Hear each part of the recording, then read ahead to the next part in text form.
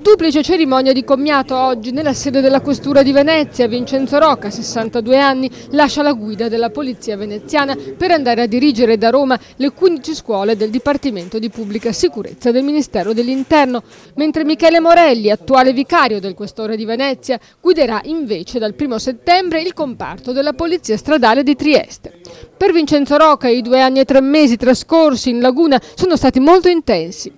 Intensi perché il territorio ha richiesto un'attenzione costante, però come ho detto nel saluto di commiato ai miei collaboratori, rispetto alle altre questure che ho diretto, questa è la 6ª, è stato sicuramente più agevole.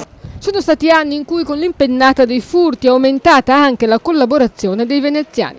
Un punto di forza per quanto riguarda il periodo in cui sono stato qui a Venezia, credo che sia stata una collaborazione molto stretta anche con i cittadini.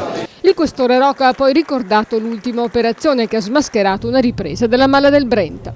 Per quanto riguarda invece il rischio sempre potenziale che si possono consolidare bande organizzate sul territorio, credo che le ultime operazioni sui nuovi soggetti che abbiamo definito la Mala del Brenta, ecco, anche quella sia stata una risposta molto decisa e determinata. Con lui lascia Venezia anche il suo vicario Michele Morelli. Ha seguito per anni tutti gli eventi veneziani, prima come capo di gabinetto, poi come vicario. Ha gestito in particolari congiunture internazionali minacciate dal terrorismo avvenimenti tosti come le numerose visite di Napolitano in Laguna e l'arrivo di Ratzinger.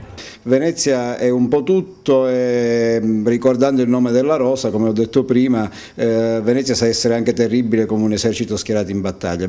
Infine anche Marco Dorisio lascia la squadra mobile, ma non Venezia, dove rimarrà come vicario. Si tratta di un traguardo anche inaspettato che è maturato nel giro di pochi giorni, insomma dal 23 giugno, e da un lato, ripeto, lascio la squadra mobile, c'è il magone perché dopo tanti anni averla fatta qui a Venezia, averla fatta prima ancora a Verona, a Vicenza, quindi è sicuramente stata un'esperienza professionale molto importante, molto formativa. Quel che è certo è che in tutti loro Venezia ha lasciato il segno. Questa città ce l'ho nel cuore,